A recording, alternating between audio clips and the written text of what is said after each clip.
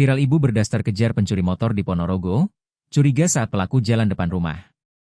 Beredar di media sosial sebuah video yang memperlihatkan aksi seorang ibu-ibu yang mengenakan daster warna merah mengejar pencuri motor terekam CCTV di Kabupaten Ponorogo, Jawa Timur.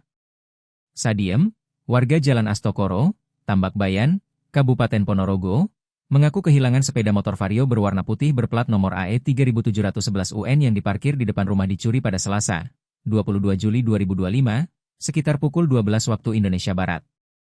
Sadia mengaku saat kejadian dia berada di dalam bersama suaminya yang sedang sholat zuhur sementara dia sedang meneriam tepon.